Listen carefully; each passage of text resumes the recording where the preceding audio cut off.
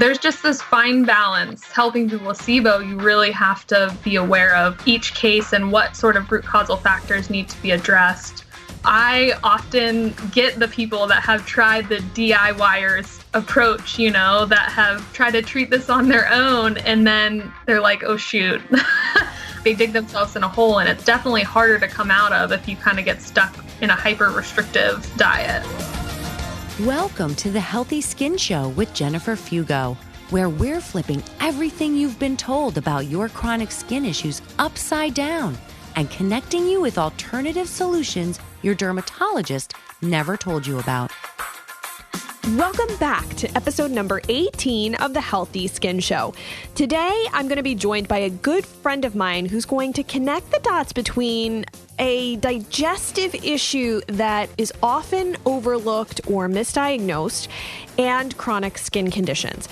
But first, I want to give a shout out to one of our listeners, laying it down for you, who left an amazing review. I deeply appreciate it over on iTunes. They shared, people often overlook the importance of the skin as a barrier between the self and the outside world, and also how it's an important way we interact with our environment. I was so glad to see a show in skin health that goes beyond beauty. Well done. Thank you so much for that amazing comment. And that's true. One of my missions was to not focus so much on the beauty aspect. There's plenty of beauty podcasts out there. There's not a whole lot of podcasts out there that are focused on issues aside from beauty, or that just toe the, party line, as they say, and share what is being reiterated over and over and over again when you get to that doctor's office. And we know, all of us here listening, that oftentimes doesn't get us to a resolution. So I love the fact that you all have noticed that this is not a beauty podcast. So thank you very much. And if you haven't done so yet, don't forget, go on to iTunes or whatever your podcasting platform is and leave a review, rate the podcast. It means so much to me, especially because it's really helpful for us to keep bringing in new listeners who are finally getting answers to questions they've been asking, but a lot of times it's met with a shrug. So I love that we're building and growing this community together. Next, I'd like to tackle a written question by one of our listeners. Her name is Sandy. She says, I've read plenty of blogs that say to use coconut oil. Then I found your blog on why not to use it, and I'm confused. Can you clarify? Absolutely, Sandy, and thank you for the question. I've actually gotten quite a lot of questions and also praise for putting out an article that talks about something that's unfortunately very controversial. But on the flip side, we're talking about something that needs to be said because a lot of people are being wooed by the blogosphere to put coconut oil on their skin. And for the reasons that I'm going to share, there's definitely some reasons why they've been told this is good to put on their skin when they have rashes. And it turns out that it just makes the situation worse. So either they suffer in silence or they go, geez, you know what? I don't think this is going to work. I'm going to stop using it, and don't say anything because they think it's just them. That coconut oil makes their rashes worse. And now we've started to open Pandora's box a little bit, pull that lid off, and give people permission to acknowledge that using coconut oil on rashed skin does not help and oftentimes makes it worse. So look, here's the deal. Online and in the blog world, coconut oil has been this thing which, yes, has many health benefits. The point of this conversation and the blog itself, which I'll link in our show notes, is not to demonize coconut oil. I don't necessarily think it's a bad thing. However, it is not this magical substance that fixes everything. It's certainly not. It is not a cure-all, and it's inappropriate to write about it in that respect. It's actually doing people like yourself who are doing research online a real disservice. And I think sometimes too, the hard thing here is that nutritional research is always shifting and changing. However, it's difficult if you don't have any background in being able to read that research and understand and know how to look for even legitimate good studies to be able to convey the ideas in a meaningful way. Instead, people will take the headline or they'll talk about it in a way that they've heard other people talk about it and just rehash it to their audience instead of really looking deeper and asking questions. That's a very important point here. So the reasons why coconut oil are not good for rashed skin is that number one, it is way too alkaline for your skin. So you might have heard of pH balance, right? And so I know that in the health world, we have this bit of an obsession with alkalizing the body. Well, hate to break the news to you, but there are certain parts of your body, specifically your skin and your colon, that should not be alkaline. They should be acidic. So your skin specifically needs to be somewhere around 4.5 on the pH scale. And when you compare that to coconut oil is between 7 and 8.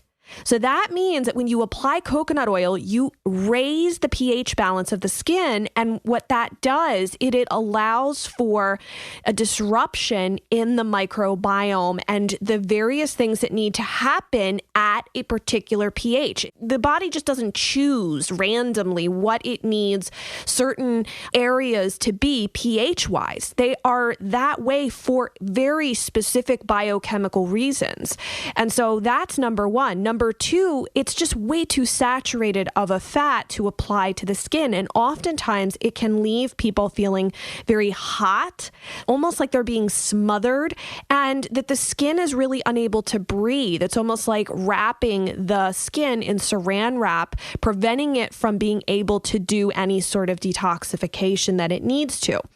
And lastly, one of the biggest pieces here, while yes, coconut oil is antimicrobial, what we have found through talking to researchers and, also estheticians and really getting into what are better oils to be using, coconut oil is just way too antimicrobial. So yeah, it might be good. You say, oh, well, I don't want a staph infection or candida or any number of things. So I'm going to use this topically to try to address an imbalance in my microbiome. But the problem is you're wiping out so much of it. And if you're already having a hard time finding balance in your microbiome, this now opens up a window of opportunity for more opportunistic bugs and can make it very difficult to reestablish a healthy microbiome on the skin. So it's too alkaline, too saturated, and too antimicrobial. That's why. And if you want to check out that article, again, go to the show notes over at skinterrupt.com and you will see the link. And if you scroll down too, you'll see lots and lots of comments of people who've had incredibly similar experiences sharing like, oh my gosh, thank you. Finally, somebody acknowledging that this is not working for me and that I'm not abnormal. And so here's the thing, there are better oils that you can use or try, and this is always an experiment because everybody's skin is different and you can be sensitive or also have an allergy to any number of substances, whether they are man-made or they're natural. And so a few other options would be like jojoba, avocado, and olive oil even. And so I share a number of options in the post that you may want to check out, but that's a good spot to begin. And with that said, I definitely want to make sure we have time for our guest today. So let's dive into that conversation because I think for some of you, this is going to be quite an aha moment, especially if you've been struggling with GI symptoms, so gut symptoms, and chronic skin issues. Hi, everyone. Today, I've got a really cool guest, someone whom I've spoken to on the phone. And we've had a great little pen pal back and forth via email. And then Amy actually wrote one of the best articles on a specific condition we're going to talk about today that's over on one of my other websites, glutenfreeschool.com. And I'll link that in the show notes. Her name is Amy Hollenkamp. I met her actually by accident. I found her through a SIBO Facebook group, and I just loved the information that she was sharing with everyone. And if you're like, what's SIBO and why are we talking about that? If you even know what it is in relation to skin, just hold the phone a second because we are going to break this down, the connection between SIBO and chronic skin problems. But first, I want to introduce Amy to you. She is a registered dietitian and a holistic health coach with a passion for helping SIBO sufferers find relief through diet and lifestyle changes. She has an amazing blog, which I will share with you. It's called SIBOdiaries.com. We'll have that in the show notes, where she shares her personal battle with SIBO, and she also loves to use that as an opportunity to lead an evidence-based discussion, right, folks? It's based on science, not on how we feel or, some stuff we just read online someplace. It's really evidence-based. There's research behind this about the various treatment options out there for SIBO, which I think is one of the more complicated GI issues to treat and work with, especially as a clinical nutritionist. That's what I found. It's really, it can be very complicated and a long road, but there are skin manifestations that can be a sign that SIBO is brewing underneath. So, Amy, thank you for joining us. Thank you so much for having me. I loved your bio, the way you read that bio. I wish you could follow me around all the time and just introduce me to people. Well, I'm a really big fan of your work. And part of the reason why, like you, I came to this because I had health problems. And it sounds like that was also you're like a similar story, except you had SIBO, or maybe you still have it. I don't know. But could you share with us a little bit about what your journey has been with SIBO? And then it sounds like you've got some history with some skin stuff too that might be linked to that. Yeah, I mean, my health journey was just such a fiasco from the start. And I think it's because I went mainly the conventional route when I was starting to have a lot of GI symptoms. So I went to my conventional GI doctor and they diagnosed me with IBS. Well, I was an analyst at the time, and so that didn't make sense to me. I knew there was kind of a root cause to my IBS, and I always kind of thought IBS was sort of a junk diagnosis. So I kind of went the more functional route and figured out that I had SIBO, which is small intestinal bacterial overgrowth. And kind of through this process, I was having so much bloating, weight loss, brain fog, a lot of hormonal imbalances. I was chronically having pain in my gut, and this was kind of manifesting too as skin symptoms. So I definitely see the link personally, and then both with clients that I work with between SIBO and skin issues. So for me personally, I was having really bad acne, especially like hormonal type acne around my sort of chin and jawline, that just wouldn't go away. And once I kind of treated my SIBO, a lot of my skin stuff resolved. And so do you see that with clients? Do you find that there's these symptoms, like with the skin manifestations that are a sign pointing to, hey, there's something, yes, they've got GI issues. I don't know anyone who has SIBO that doesn't have GI symptoms, but I think it's important for people to realize that it can show up on your face, on your body, that that there are things that are outside of the GI symptoms. You don't just have to have diarrhea or constipation or bloating or bad breath. Like, you know what I mean? There's other things. And I'll never forget our good friend Siobhan Sarna. We were at an event together and there was a gentleman there, and I don't know how they got talking about rosacea. He had rosacea, and he had a history of getting really bad food poisoning. And then the rosacea started. So does anything like that, you're shaking your head no, it sounds like this is a familiar story to you. Yes. Of other symptoms. Definitely. There's actually a study too that says rosacea is 10 times more prevalent in people with SIBO than healthy controls. Wow. So basically, people that are healthy compared to those with rosacea, 10 times, say that again. So we've got the healthy people and we've got the people with rosacea. Yeah, exactly. So rosacea is 10 times more prevalent in people with SIBO than healthy controls. Yeah, you're going to see skin manifestations in people with SIBO versus people that don't have SIBO.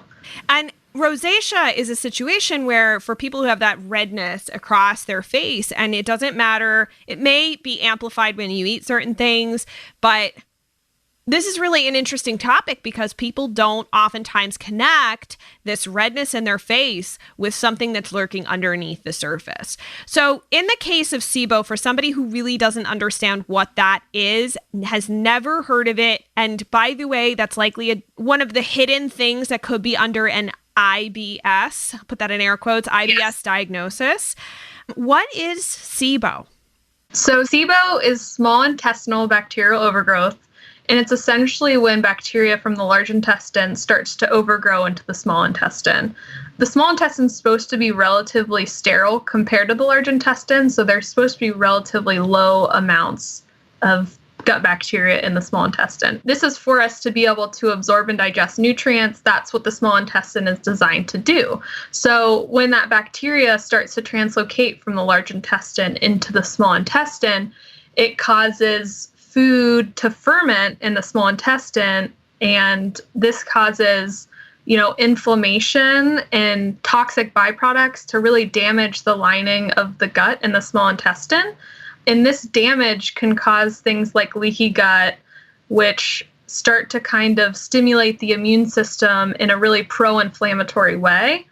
And once this inflammation sort of kicks off, that inflammation becomes systemic. So it kind of creates inflammation that then manifests in the skin. Because if the immune system's sort of going haywire because of SIBO in the small intestine, that starts to happen in the skin as well. So this is one of those diagnoses that, number one, is hard to get through a GI doctor. At least that's what I found. How would someone go about finding out? What is the best way for them to find out if they do, say they've had IBS? So it doesn't matter, by the way, folks, if you're more diarrhea or team constipation. Okay? So it doesn't matter. And you could have gas, you could have bloating, like serious belly bloating, usually after you eat. Sometimes people will say you look like you're 4 months or 5 months pregnant. I've had clients with super bad breath, like they brush their teeth 5 times a day and their breath still stinks, belching, that kind of stuff. Like, things that we don't want people to hear or see or experience in our digestive system is just like throwing itself right into the mix. And you're like, whoa, that's too much information for everybody to know what's going on, except you've got this situation in the gut that's not happy. So what's the best way for somebody to, if they can, find out that they might actually have SIBO and not IBS? Definitely there's clear signs and symptoms, but like you were saying before, and again, sometimes the symptoms and signs aren't super clear. So it's good to kind of try to get more diagnostic type testing. Okay, so in terms of testing, there's a couple of different options. So there's an endoscopy where you can get a culture of the small intestine where they can look to see if there's bacterial growth. That can be pretty invasive. So there's non-invasive options like a breath test. And again, you're going to drink a little solution of sugar and you're going to breathe into these bags. And when the sugar kind of goes down, if you have SIBO, you're going to produce certain gases. So when you breathe into these little bags, it'll collect the gases and you send them off to the lab, and it can indicate if you have SIBO if you're producing these types of gases. And that test is kind of the best non-invasive test we have, but there can sometimes be false positives and false negatives. So it's always good to work with a practitioner to really kind of help you sort of decide what the next steps are, because maybe you have all the symptoms, but your test was negative. So there could possibly still be SIBO there. So it's important to kind of work with a practitioner to really see kind of what the best route would be. Yeah, and I agree with you. I would say that every client that I have worked with who, number one, has fought me on doing a breath test, because it's really hard to get. If your GI doctor doesn't know what SIBO is or they don't believe in it, good luck getting an endoscopy. Yeah, exactly. Or even for them to order a breath test that you could run through your insurance, you're probably going to have to pay for one yourself. And there are sites, and I can list them up here in the show notes, of where you can go order a breath test yourself. That said, when you get the results back, this is not a DIY project. I mean, Amy, you have spoken about this a lot, and I don't want to go in depth on it, but a lot of people develop issues around eating and overly restrictive eating because they try and DIY treat SIBO themselves. And this is a scenic route problem. Like skin issues, I always say, it's like taking the scenic route. But SIBO is a scenic route. GI issue, it takes a while, and you should expect slow but hopefully steady progress. Sometimes there's setbacks, but this is why you have to work with a practitioner that really understands it like you do. You know the ins and outs.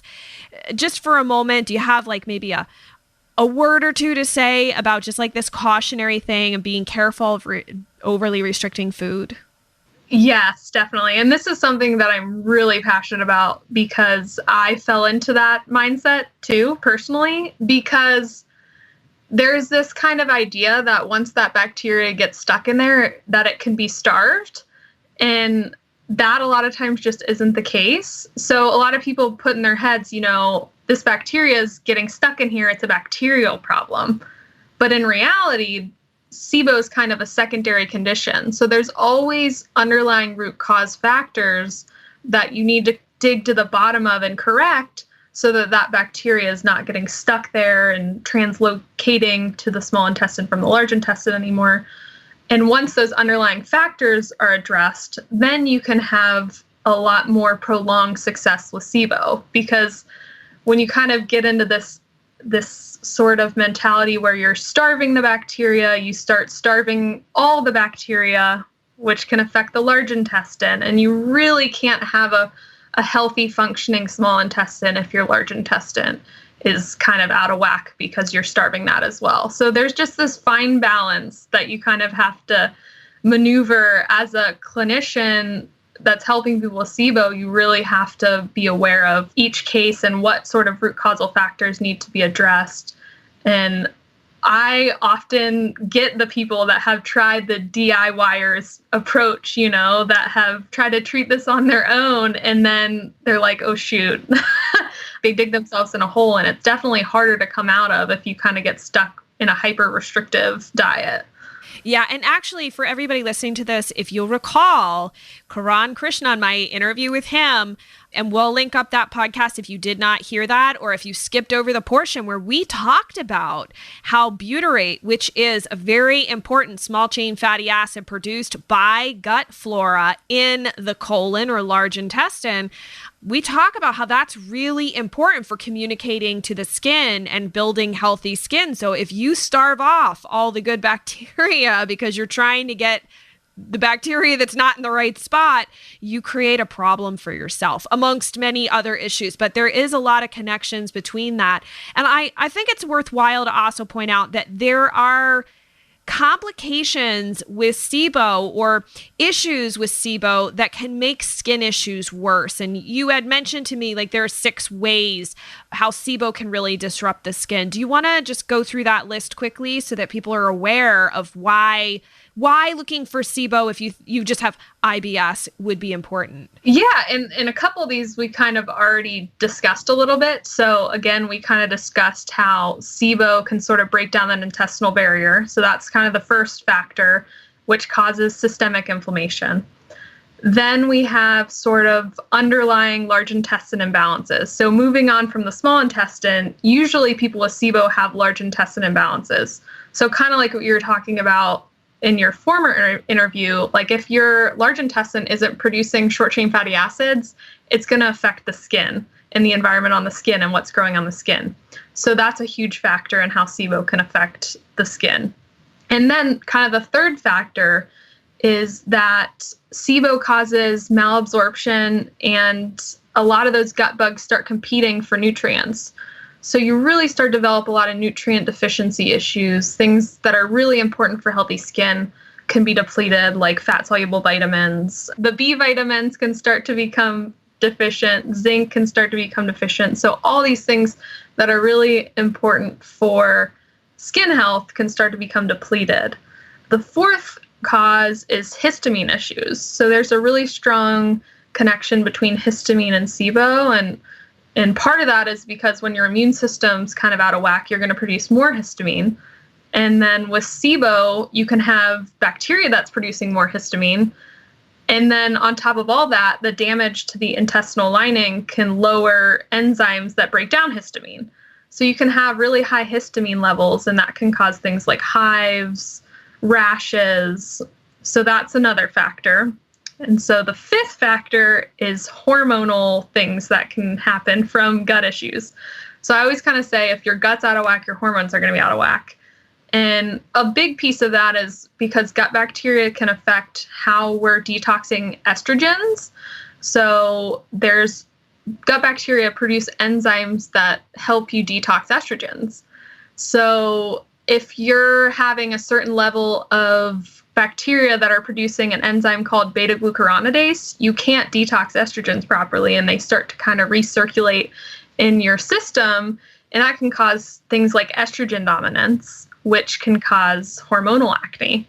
And that was kind of a big player in what was going on with me, I think, is a lot of hormonal type acne driven by gut issues. And the sixth real connection between SIBO and skin health is that there seems to be a low vagus nerve function in patients with SIBO and IBS. And so the vagus nerve is super crucial in getting into kind of a parasympathetic rest and digest state. And people that don't have proper vagal nerve tone can sort of become stuck in a fight or flight state, in a really stressed out state.